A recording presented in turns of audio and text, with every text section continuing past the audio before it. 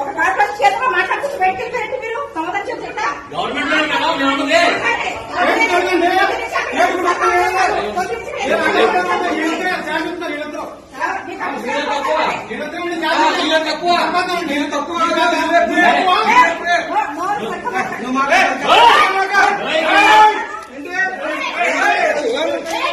ఏంటి ఆడలుగా గొప్పలు మర్యాద ఉండదు ఆడలుగా చేయలేదు నాకు పడలేదు మీ ఊరేనా ఇంకా నా పక్కన ఆడలు వచ్చారంటే మామూలు ఆవిడ తింటారు మీరు ఇమీడియట్ చేస్తారండి మీరు కేసు అడిగితే అమలుస్తాను చెప్తాను నేను లైవ్ చెప్తా ఒక కార్పొరేట్ స్టేజ్ మీద వాళ్ళు మాట్లాడితే మీరు పట్టించుకోండి నా కొడుకు ఎవరాలు మీరు ఏసీ గారితో మీరు మాట్లాడా ముందు సరిగ్గా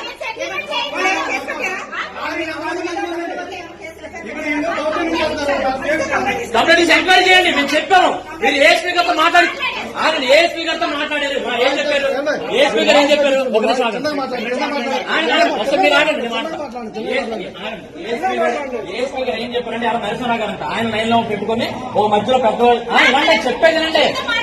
మీరు చెప్పేది మాట్లాడి చెప్తా ఆయన ఏమన్నారంటే కరెంటు బిల్లు కట్టేసి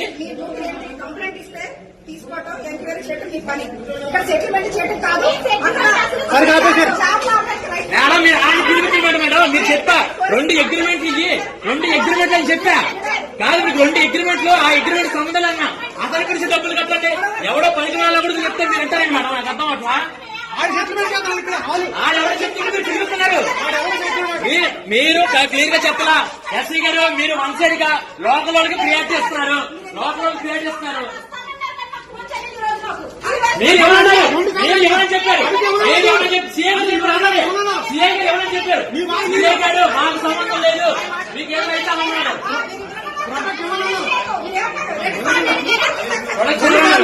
ఎవరన్నారు